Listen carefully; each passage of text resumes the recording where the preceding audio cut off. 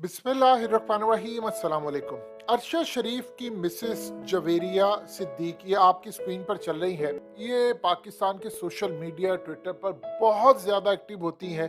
इनका सहाफ़ती हलकों में बड़ा एक नाम है, बड़े लेवल पर जाकर ये बड़े बड़े मीडिया आउटलेट्स में कॉलम भी लिखती हैं, यानी एक अच्छा खासा इनका असर व रसूख है।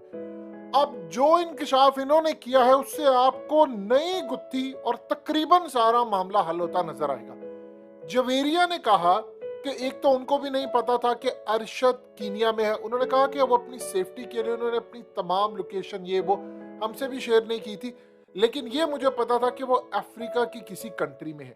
अब हुआ यूं है कि इनका आखिरी जो राब्ता हुआ था अरशद शरीफ से वो रात 10 बजे हुआ था, और रात 10 बजे जब उन्होंने राब्ता किया उससे पहले या 10 बजे तक अरशद शरीफ जवाब नहीं दे रहे थे। तो इनको ये लगा कि अरशद शरीफ को जब राब्ता किया है पाकिस्तानी 10 बजे वो जवाब नहीं दे रहे, तो वो कहीं बिजी होंगे किसी रूट पर या किसी जगह पर। अब जब 10 बजे रात के पाकिस्तानी वहां पर कीनिया में रात के 8 बजे हुए थे, यानी वो 2 घंटे पीछे हैं। तो इस पूरे खेल के अंदर जो असल कहानी अब सामने आती है उसको आपने समझना है। देखिए, अभी तक तो ये कहानी हम सबको बताई जा रही थी कि एक इलेक्ट्रिक शॉप के बाहर से एक बाप ने अपने बेटे को गाड़ी में बिठाया, उसको वो अगवा करके लेकर जाते हैं और उन्होंने मिस्टेकनली समझ लिया कि अरशद शरीफ की गाड़ी है, उन्होंने फायरिंग वहां पर खोल दी। अब कहानी जरा समझिए। अगर जवेरिया के मैसेज के मुताबिक कि उनको जवाब नहीं मिल रहा था और वहां पर जो पुलिस के जो लोग हैं, एक इंस्पेक्टर ने वहां पर बयान दिया है, उसने कहा, एक ऑफिसर वहां पर था, उसने कहा कि मैं सो रहा था तो अचानक रात के 9 बजे, ये जरा टाइमिंग आपने समझिए, यहां से आपको गुत्थी आसानी से सुलझती नजर आएगी। कीनिया के रात के 9 बजे उसने कहा कि मैंने 3 शॉट सुने, तो मुझे ये लगा कि वहां पर पुलिस की ट्रेनिंग चल रही होती है, अक्सर औकात आती है, तो मुझे लगा ये है। तो उसने कहा मैंने टाइम उठकर देखा तो 9 बजे थे, वो बिल्कुल जहां पर वाकया हुआ है उसके बिल्कुल करीब वो वहां पर। तो उसने कहा मैंने शॉट सुने तो मुझे ये लगा कि ये असल में कोई ट्रेनिंग का वाकया है। तो उन्होंने कहा कि मामला ये हुआ कि मैं सो गया, यानी उस वक्त रात के 11 बजे।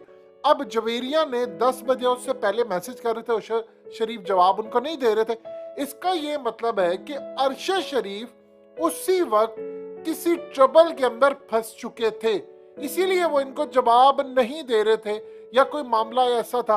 अब आप जरा एक चीज पर मजीद गौर कीजिए कि अरशद शरीफ का पीछा पुलिस करी है, वो कई नाके तोड़ते हुए आ रहा है और कई जगह पर गोलियां लग रही हैं, पुलिस उसका पीछा कर रही है। हो सकता है इसमें 20-25 मिनट रहा हो, वो चला गया आगे और फलाना ये हो गया, और क्यों वो जाएगा नाके तोड़कर।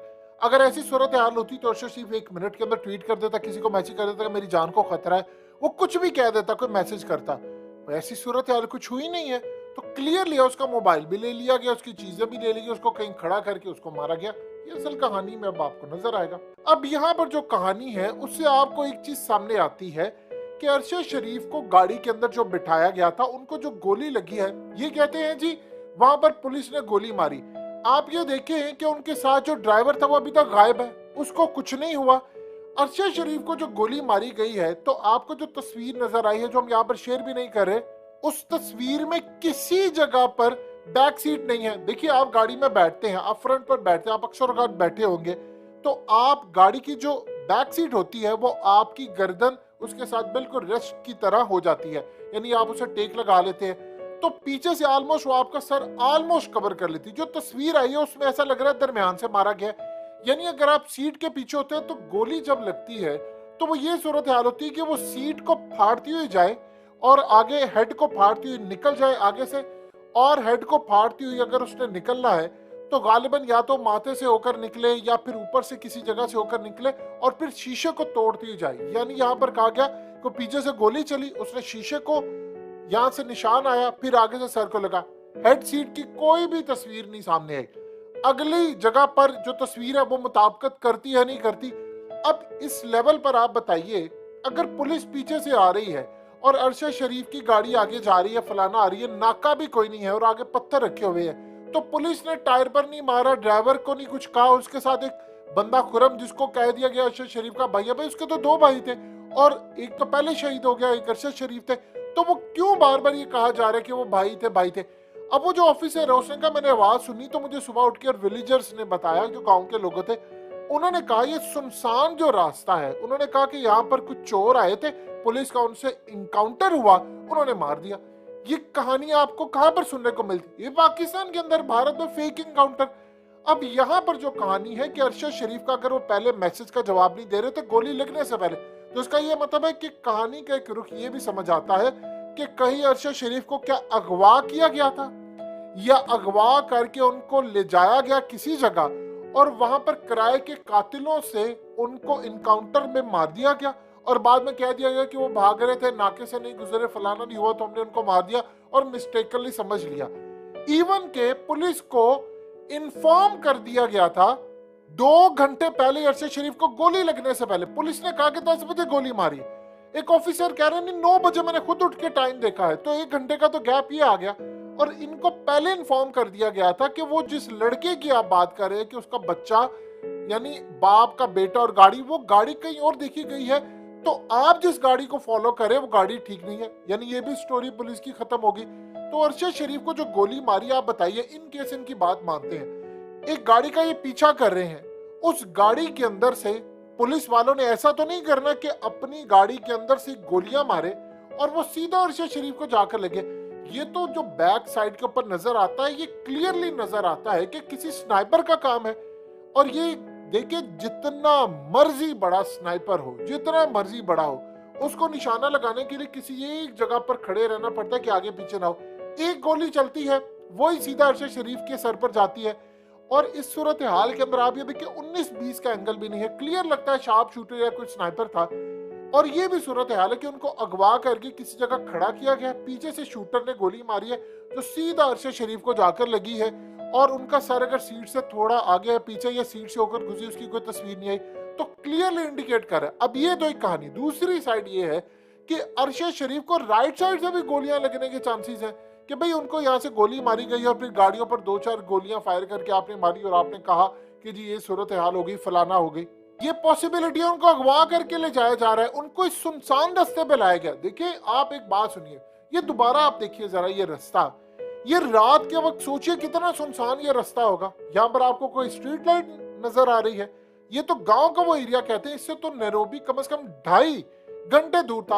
आप बताइए एक सुनसान जगह पर, सुनसान रोड के ऊपर आप जा रहे हैं, वो अरशद शरीफ जा रहा है जिसने एक डॉक्यूमेंट्री स्कैंडल किया, जिसने पूरी दुनिया के अंदर उसकी जान को खतरा है, उसको दुबई से निकलवाने के लिए यहाँ पर बिलावल ने, किसी ने जो खत या जो भी लिखा, सारा कुछ किया हुकूमत की जानिब से आ रहा है। तो आप ये बताइए, वो बंदा अपनी जान बचा रहा है, वो रात को ऐसे सुनसान जगहों पर करेगा क्या?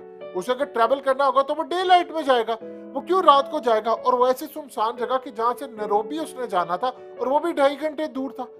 ये तो किसी तरह समझ आती, साफ अब नजर आ रहा है इसको अगवा करके किसी जगह ले जाके इसको खड़ा किया गया, इसको गोली मारी गई और वो ड्राइवर गायब है और साथ वो खुरम-नुमा बंदा वो भी गायब है, फलाना पता ही किसी को नहीं है कि वो कहां पर है क्या नहीं। और उनके मोबाइल के ऊपर आपको देखिएगा, जब मिलेगा तो पता चलेगा कि उसकी लोकेशन है डिलीट और फलाना, या मोबाइल मिलेगा ही नहीं। ये भी ऐसी सूरत हाल होगी। तो जो मामला है वो क्लियरली अब साफ हो चुका है कि टारगेट किया गया अरशद शरीफ को, सिर्फ अरशद शरीफ को मारना था। सुपारी किसी और ने दी, कहीं से भी आई है, लोकल है क्या है, वो इस्तेमाल हुए और उसके बाद अरशद शरीफ को उसकी जान ले ली गई। यानी ये कहना कि रात को वो ट्रेवल भी कर रही है, बिल्कुल समझ से बाहर है। और गालिबन अगवा करने वाला मामला जवेरिया की इस कहानी से और मैसेज से जो उन्होंने पूरा एक सच बताया है, आपको बहुत सारी चीजें क्लियर होती हुई नजर आ रही हैं।